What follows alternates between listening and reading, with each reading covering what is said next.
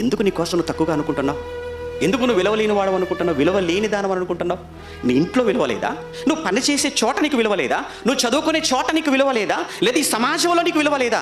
ఎక్కడ ఎవరు ఎప్పుడు నిన్ను విలువ లేని వ్యక్తిగా, విలువ లేని దానిగా నిన్ను చూసినప్పటికీ లోకాలను కలిగించిన సృష్టికర్తగా పరలోకంలో ఉన్న దేవుడు ఆయన నీతో చెబుతున్న మాట ఏంటో తెలుసా? నువ్వు చాలా విలువైన వాడవు. నేను నిన్ను నా అరచేతుల్లో చూసుకుంటున్నా, ప్రతి క్షణం నేను అరచేతుల్లో చూసుకుంటున్నాను రా. అరచేయి ఇలా ఓపెన్ చేస్తున్నవే కనబడుతున్నావు నాకు అరచేతుల్లో. ఇప్పుడు చెప్పండి, ఎవరు తక్కువ? ఎవరు విలువ తక్కువ వారు? ఎవరు విలువ లేనివారు? అంతేనా? అయ్యా, మా భద్రత కోసం ఏమైనా జాగ్రత్త తీసుకుంటున్నావా నువ్వు? మరి ఎందుకు తీసుకోవటం లేదు? ఇదిగో దూతలకు ఆజ్ఞ ఇచ్చాను. ఏం చేస్తానో తెలుసా? నీకు భద్రతా వలయంగా ఉంటారు.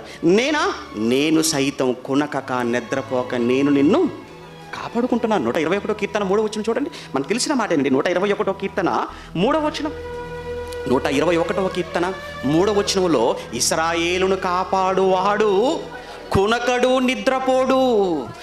యెహోవాయే నిన్ను కాపాడువాడు. ఇశ్రాయేలును కాపాడువాడు కునకడు నిద్రపోడు. నిన్ను కాపాడువాడు కునకడు నిద్రపోడు. నిన్ను కాపాడేవాడు, అరచేతుల్లో చెక్కుకున్నవాడు, నీకోసం జగత్తుకు ముందు అనుకున్నవాడు, ఆనాటి నుంచి నీవు నీ తల్లిదండ్రుల గర్భాల గుండా వచ్చేంత వరకు ఎదురు చూసినవాడు, తల్లి గర్భంలో ప్రవేశించిన తరువాత నీకు అవసరమైనటువంటి అవయవాలను, రంగును, రూపాన్ని ఇవ్వటానికి 9 నెలలు కష్టపడినవాడు, వచ్చిన తరువాత నిన్ను కాపాడుకుంటున్నవాడు, అరచేతుల్లో చిక్కుకున్నవాడు దేవుడు.